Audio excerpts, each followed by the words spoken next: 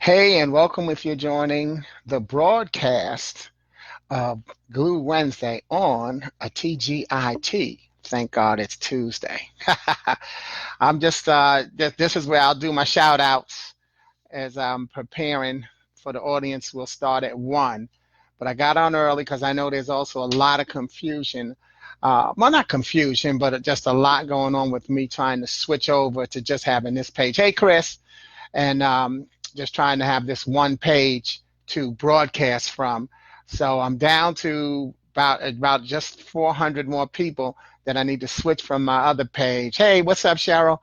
And and then you have all of my broadcasts on this page, which will be a lot easier. And y'all, hey, I'm getting to that 5,000 on the page number too. What's up, Vic? And so that's the other reason I want to get it straight, so that I didn't end up getting 5,000 on one page, and then that ends up knocking the other people out. So I want to get everybody on this grandfathered over to this page before we hit 5,000. What's up, Beverly? Chicago in the house. And Vic, I know I didn't say New York. And then I got my Columbia, South Carolina. We got less than 4 minutes, and we're going to start the message. Especially, I want to do these shout outs now because what I'm going to be actually sharing, I'm going to mostly read it because there's a lot. I found a lot of stuff while I was putting this message together, and so that's beautiful. Hey, yeah, Vic, thumbs. Just a lot of good things going on with my year so far, y'all. And I don't like to minimize any celebration through what I call a man-made calendar, which is what it is. But we should always celebrate everything. But there's really nothing wrong with acknowledging the time frames and the time period. So that's a message that we want to be consistent as well. As I got less than 3 minutes now, but I'm also excited. I've got my new computer going on now, and I can see the difference. And I put a new light bulb in, so I can see the difference already in the background. Okay, thanks, Beverly. Love you. I appreciate that. There a lot of get that dollar wine. Man, me and Beverly, we did some great poetry back in the day when I was in Chicago. One of my great poetic sisters who's doing a lot to make a difference in people's lives. So, I'm not going to always necessarily do historical background shout out to each person, but I try, and actually it's been a blessing that I know just about everybody who tunes in. That one of the things I like, even with me approaching, and we've got less than 2 minutes, approaching 5,000 friends on Facebook, I am very excited to say that of that 5,000, when I hit that number, I would say that I probably know 4,000 of them. That the majority of the people who are my friends on Facebook are people who I have actually met in person, and then the balance are people who either they've referred to the page or the friendship, or people who may have seen the message and decided to join as well. What's up, Tony? Yeah, we got less than a minute, and we'll start today's broadcast. Hey, my brother Witz, what's happening? Good to see you on as well. Yeah, y'all want to get shout outs, come on early while as Facebook, because it's building the audience. But yeah, we're going to start in actually probably when I finish this sentence, I'll get started, and that'll be great. Okay, salute you too, my brother. Yeah, see, anything with an SK, salute King. I like that. Sporty King, salute, but toast to you as well. Okay, yep, Tony, okay, gotcha. And cheers, by the way, Tony, to a great season that your Baltimore Ravens did have. People get lost in the fact that a team loses, and don't let that ever erase the joy in what your team went through to get where they are. They attained a higher level than somebody else's team, but more importantly than they did the previous year. So, anyway, that's not what it's about, but let's talk about this. Let's move on. Here we go. Glue Wednesday on a Tuesday. Tomorrow is Dr. Martin Luther King Jr.'s birthday, and he would have been 91 on January 1st. So first, a fact that I just learned from a January 2015 Huffington Post article by Antonia Blumberg, hey Vanessa, and the title of the article was "How Dr. Martin Luther King Jr. Got His Name." See, because I'm very particular about emphasizing that it's Dr. Martin Luther King Jr. And that's because I did volunteer work with the Dr. Martin Luther King Jr. Boys and Girls Club of Chicago. So here's an article called "How Dr. Martin Luther King Jr. Got His Name." Martin Luther King Jr. was born on January 15th, 1929, as Michael King Jr. after his father, a powerful preacher in his own right. King was known as Little Mike throughout his childhood, but the name did not last long. Things shifted for King at the age of 5, when many historians believe his father changed both of their names.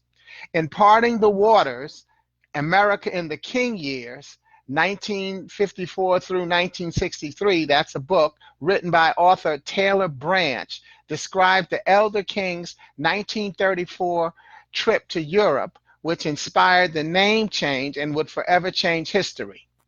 As the story goes, King Sr. joined a group of Baptist ministers on a tour of the Holy Land with stops in Europe. The trip culminated in a week-long Baptist World Alliance conference in Berlin, during which the Reverend visited many of the historical religious sites in the same land where Martin Luther defied the Catholic Church centuries earlier. Luther was a Catholic priest and theologian in the 16th century at a time when the church went largely unchallenged in Germany. The monk became more and more critical of his own institution, particularly the sale of indulgences.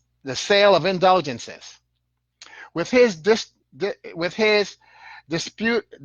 disputation of Martin Luther on the power and efficacy of indulgences, later known as the 95 Theses, Luther set the ball rolling for Reformation and was excommunicated for his heresy. That's Martin Luther. King Sr. returned home from the trip inspired by what he had learned and decided to change both his and his son's name to Martin Luther in honor of the German reformer. Name changes have always been part of religious history, used to announce the existence of a new person, Taylor Branch continued to write in her book. Dr. Martin Luther King Jr. probably did not grasp the weight of his name change at age 5, but for those who revere and love him today, he could be none other than Martin Luther King Jr. And again, that's some history I found by reading a Huffington Post article. And I'm also very name sensitive in making sure that I emphasize Dr. Martin Luther King Jr. whenever I say his name, because I did volunteer work with the Dr. King Jr. Boys and Girls Club of Chicago. And I will always remember that wonderful experience. So that's for Dr. King's birthday, which is January 15th. And he would be 91 years old. The January date I also get the chance to focus on belongs to my MLK. On Sunday, January 14th, 2007, MLK, Mary Louise King, my mother, closed her physical chapter in this life and passed along the blessing of our family's need to continue her spiritual imprint on our lives. I remember a few things from that day that added to its historical value in my life. The day carries one of the few regrets that I can really think of. I have 2 regrets that I know of, and one of them was on that day. You see, Leah, as we call my mother, that was her nickname, enjoyed and was really into politics and the process. And it was 2 years later, during that same King holiday, that Barack Obama would raise his right hand to take office as the first African-American president of the United States of America. Even if she hadn't made it to that day, one of my regrets is I would have liked her to have made it to February 2007, when Obama announced his candidacy, or June 2008 when he became the presumptive Democratic nominee when Hillary Clinton dropped out of the race, or then November 2008 when he defeated John McCain to win the presidency. Like Dr. Martin Luther King Jr. and so many African slaves, Negroes, colored people, Afro-Americans, Blacks, African Americans, and people of every nationality and from every walk of life. My mother would die believing rather than experiencing that historical moment. Perhaps one day you or I will die having believed in the possibility rather than experienced the first female, Hispanic, or any combination of America's citizenship to be the president. Yet that's only the setup for today's message. You see, my message today is about belief. Whether you call them dreams, resolutions, goals, faith, or intuition, beliefs are what history has always been made of. And it has to be a part of your present day situation. What do you believe? Who do you believe? And so importantly, how do you believe? Now, I'm not known for my singing, but I'm going to read the words that Whitney Houston sang when she shared the lesson from her song about belief. It's called The Greatest Love of All. And it makes me smile just a little extra when I think of how it was used as the theme song for one of my heroes, Muhammad Ali. Here are the lyrics. I believe the children are our future. Teach them well and let them lead the way. Show them all the beauty they possess inside. Give them a sense of pride to make it easier. Let the children's laughter remind us how we used to be. Everybody's searching for a hero. People need someone to look up to. I never found anyone who fulfilled my needs. A lonely place to be, and so I learned to depend on me.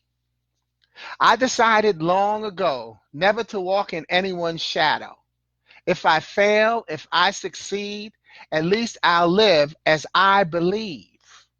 No matter what they take from me, they can't take away my dignity, because the greatest love of all is happening to me. I found the greatest love of all inside of me. The greatest love of all is easy to achieve. Learning to love yourself is the greatest love of all. And if by chance that special place that you've been dreaming of leads you to a lonely place, find your strength in love. She actually repeats that whole first part about I believe that starts with I believe the children are our future, all the way down to learning to love yourself is the greatest love of all. She repeats those whole stanzas, and then it closes with, and if the change is, and if by chance that special place you've been dreaming of leads you to a lonely place, find yourself in love. So if loving yourself leads you to a place where you feel alone, find yourself and your strength in love. Whatever you believe in it with your whole heart, and know that one day you'll have to decide to take a stand for that belief, because someone will want to take it away from you. Can't you see that that's one of the reasons believing in yourself is so important? Without you, so many parts of so many other lives would not come together. Remember, life is about going from one puzzle to the next. You're either a small, medium, or large piece of every puzzle in your social, family, business, relationships. Yet, no matter what puzzle piece you see yourself as, small, medium, or large, without you, any puzzle is seen as incomplete. Believe in yourself, because we need people like you. I thank you for believing in me enough to tune in to Glue Wednesday today on a TGI Tuesday. And where I always believe that TGIT is thank God it's today, and then TGIT, thank God it's tonight. For as Whitney sings, find your strength in love. And you know, my love is LOVE, LOVE. Let ourselves value everyone. Only then will you appreciate God's love and how it helps us keep it together. Finally, on this 13th anniversary of my mother's death, I'm sharing another and stronger belief. During her homegoing service, I believed my calling was to deliver a message through Leah's spirit. I had to open with a fact that everyone knew about how Leah cursed a lot and that there were words she used that couldn't be shared from the pulpit. So I let everyone know that I would signal them when it was time to use one of those words and that we would all say bleep instead. In the end, I let everyone know that bleep stood for what bleep stood for, and I wear it today on my t-shirt that us four remaining children of hers have. Bleep, BLEEP. Believing Leah's enjoying eternal peace. That's one of the things that I believe in. I know my mother is enjoying eternal peace. And that's what you want to do is remember that what you believe makes a difference. So if you believe that the people that you have lost are enjoying their eternal peace, it's okay in a grieving situation for us to cry and feel sad, but let that lead to tears of joy because what we're really grieving is the good things that that person infused into our lives. So as tough as it can be, number one, don't deny your feelings that you're missing that person because what you're missing is what that person represented to you. So go on, let that emotion overtake you, but let your grieving, let your tears turn from tears of sadness to tears of joy. One of the things that me and my family are already doing today is that we're texting one another favorite lines that we heard from my mother during her life. So, of course, we're bleeping some of those out, but that's the thing that, we're just making sure that we enjoy. I even love how this camera has cut right off where the word believing is shows on the t-shirt. And see, so I'll be wearing my mother, I'll be wearing my belief all day. And you know how I talk about man-made calendars. I'm not going to just celebrate her today. I'm celebrating her every day of my life. Excuse me, every day of this year. And please, don't you forget to celebrate everything that you believe in every single day because your beliefs are what help you make your present day situations as valuable as they are to how you'll be able to go on and enjoy life and share that gift so that everyone else can enjoy you and share your gift because you have a gift worth sharing. It's a short message today, y'all, because what we need to do is focus on how long belief has to be. Once you're finished with your belief, you pass it on to someone else.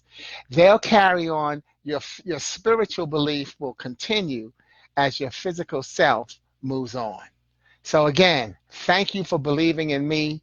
Thank you for believing in yourself. Because when you believe in you, you help a lot of people grow and move forward. God bless you. I'll see you next week on Glue Wednesday, where GLUE stands for God's love undoes everything. Not that it tears a single thing apart, but it takes everything that has been torn apart and helps us put it together in its proper place in our life. Remember, that doesn't mean it puts it back together the way it used to look. It puts us back together on how we can continue to go forward with or without that thing as it was in our lives. God bless you, and I'll see you next week. Over and out. Ciao.